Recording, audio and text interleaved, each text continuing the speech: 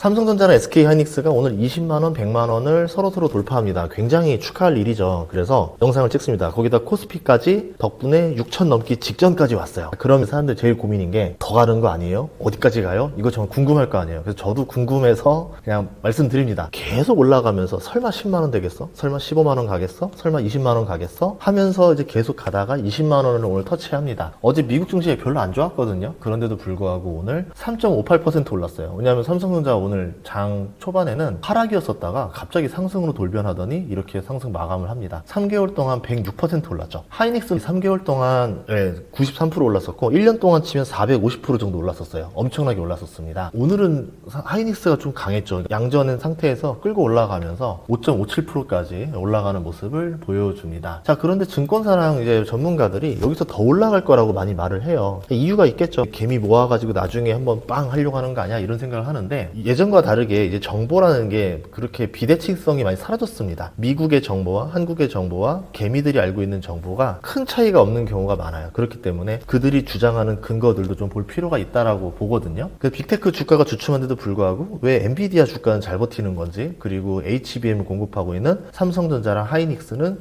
왜 주가가 계속 올라가고 있는 건지 이거에 대해서 이야기를 해보도록 하겠습니다. 이제 가장 기본적인 이유는 이 병목 현상이라고 볼 수 있을 것 같아요. 챗 GPT 초기 때는 이제 모델을 학습시킵니다 라는 단어들, 뉴스들이 많았었습니다. 이 모델이 어떤 거냐면 예를 들어서 강아지를 잘 구분하게 하기 위해서 오류를 하나씩 계속 잡아 나가는 거죠. GPU를 통해서 한다라고 하지만 실질적으로 사람들이 계속 구분해 줘야 되는 것도 있었고, 이때는 대량의 파라미터 투하 방식이 아니에요. GPU 성능, 즉 계산 속도가 중요했던 거죠. 얼마나 셰프가 빨리 요리를 해내느냐가 중요했기 때문에 셰프의 능력, 그러니까 GPU의 능력이 중요했습니다. 그래서 엔비디아 주가가 3년 넘게 올랐던 거죠. 그런데 작년부터 이 학습한다는 뉴스들이 그렇게 많이 보이진 않아요. 추론 이야기들이 좀 나왔었고, 추론이 언제쯤 됩니까? 이런 얘기 나오다가 브로드컴 주가가 막 올라가기 시작하고요. 그 다음에 구글의 TPU 주가 관련된 주가들이 막 올라가기 시작하고, 그러면서 뭔가 좀 바뀐 것 같은데? 라고 느꼈을 거 아니에요. 추론으로 넘어가는 단계였다라는 건데, 학습 모델들은 충분히 이제 발달한 탓인지 몰라도 모델이 계속 업그레이드 되고 이렇게 나올 때마다 사람들이 이렇게 열광하지 않고 옛날보다는 이제 실망을 더 많이 하죠. 모델의 학습보다는 이제는 실전에 적용시키는 게 더 중요한 시즌으로 넘어갔다. 엔비디아가 피지컬 AI 보여주는 그 시점부터 바뀌었던 것 같아요. 그래서 우리는 이게 이제 추론이라 부를 수 있다. 볼 수 있고요. 학습한 모델을 실시간으로 돌려서 실수를 발견하고 수정하고 실전에 활용하는 건데, 이 변수가 무궁무진합니다. 학습의 단계라는 게 아닌 거죠. 그러니까 우리가 알고 있는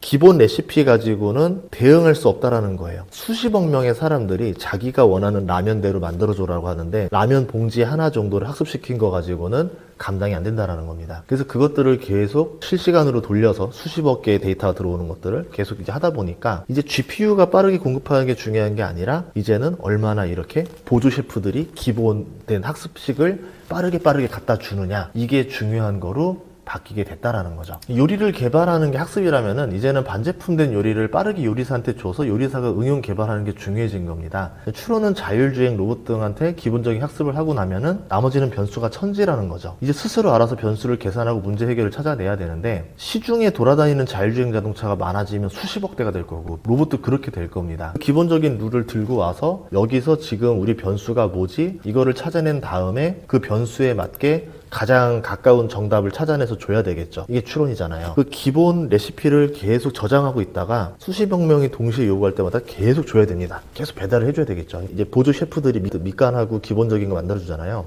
이걸 얼마나 빠르게 많은 사람들한테 해주느냐. 그러니까 뷔페 요리처럼 바뀌는 거죠. 이런 식으로 가게 되는 시즌이 되면서 그럼 뭐가 중요해지느냐. 셰프의 능력보다는 보조 셰프의 숫자와 보조 셰프의 손빠르기가 중요해지는 시즌으로 넘어가고 있다. 그게 우리가 말하고 있는 기억력이라는 거고, HBM이 중요성이 두각되게 되는 겁니다. 그래서 지금 HBM의 발전이 추론의 발전 속도랑 궤를 같이 하게 가고 있다. 그럼 HBM 가격은 어떻게 될까요? 많이 오를 수밖에 없겠죠. 자율주행 변수가 발생하고 로봇 변수가 발생하고 기본식이 계속 오니까 파라미터라고도 하고 함수식이라고도 하는데, 여기에서 병목 현상이 발생하면서 엔비디아가 제발 좀 빨리 주세요 라고 했던 겁니다. 자, 그럼 HBM이 얼마나 부족하고 인기가 많은지는 이제 가격을 보면 알 수 있는데, 작년 8월에 HBM3가 알려진 가격이 $500 중반대였었습니다. 6개월 전이죠. 근데 이번에 나오는 HBM4가 $700를 예상해요. 6개월 만에 가격이 30%가 올랐습니다. 엄청난 가격 인상이라는 거죠. 이 가격을 받아준다는 것 자체가 공급이 가격을 결정하고 있다. 그리고 이게 단순히 끝날 문제가 아니라 한동안 아주 많이 필요한 상황이 될 것이다. 그리고 계속 새로운 성능에 대해서 가격을 지불할 용의를 가진 고객사들이 많이 있다라는 겁니다. 엔비디아 젠슨왕이 맨날 그래픽카드 GPU 나올 때마다 계속 가격을 올렸던 것처럼 HBM이 너무 똑같은 상황으로 가고 있다라고 볼 수 있는 겁니다. 여기서 자신감을 하나 얻을 수 있었던 게, 최태원 회장이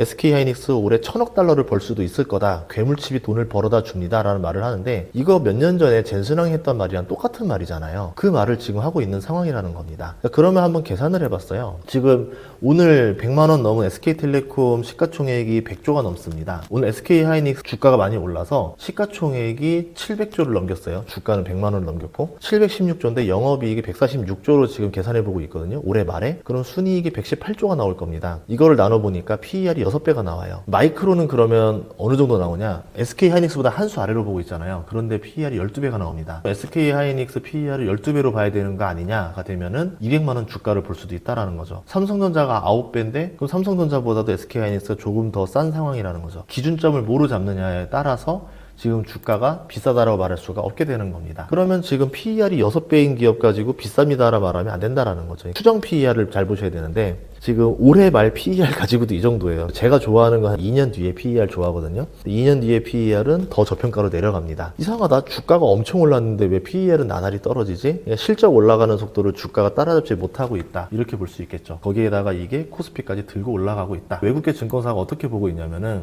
노무라에서는 이렇게 봅니다. 코스피가 상반기에 최대 8천까지 갈 겁니다. 이제 이런 얘기들을 했어요. 코스피 PER이 12배에서 13배밖에 안 된다는 거예요. 이상하다. 말이 안 되는데. 분명 우리 2,000대였는데 어떻게 이게 가능하지? 라고 했던 게, 아무래도 이제 반도체 계열, 이제 특히 HBM 계열들 순이익이 빠르게 늘어나면서 이렇게 한다 하더라도 예상 주가 수익 비율이 낮게 나온다는 거죠. 노무라가 8,000까지 얘기했고, 다른 증권사가 뭐 이제 7,300 정도 얘기를 했고, 왔다 갔다를 많이 하고 있는 모습이라는 겁니다. 이번에 코스피 6,000이 넘겼지만 미국에서 어떤 뭐 사건들이 터지지 않는 한, 그런 걸 가정했을 때는 지금 분위기는 굉장히 좋은 상태고, 실적을 따라서 가기 때문에 우리가 예상하는 것보다 조금 더 상승 여력이 나올 수도 있다라는 겁니다. 예전에 그 실적주도 있었잖아요. 방산이라던가 전력이라던가 그런 주식들 보면 주가가 10배에서 20배씩 올랐는데, 조금씩 오를 때마다 사람들이 다 이랬어요. 이게 뭐 말이 안 되지 않냐? 이게 어떻게 저렇게 갈 수 있냐라 했는데, 실적이 그대로 가니까 PER이 그렇게 높지가 않아요. 주가가 20배씩 올랐음에도 불구하고. 그런 것처럼 실적이 최고의 재료가 될 수도 있다. 근데 이제 HBM이라는 상황이 추론이라는 것 때문에 이런 상황으로 변하고 있다라는 거를 여러분이 이해하시고 난 다음에 비싸다 안 비싸다는 여러분들이 판단하셨으면 좋겠어요. 근데 이제 오늘 코스피 6천도 넘었고, 이제 삼성전자 20만 원 넘었고, SK하이닉스 100만 원 넘었는데, 이거에 대해서 또 여러 고민들이 있을 것 같아서 저만의 작은 의견을 내놔봤습니다. 다음 시간에도 구독과 좋아요 부탁드리도록 할 테니까요. 많이 좀 눌러주세요. 감사합니다.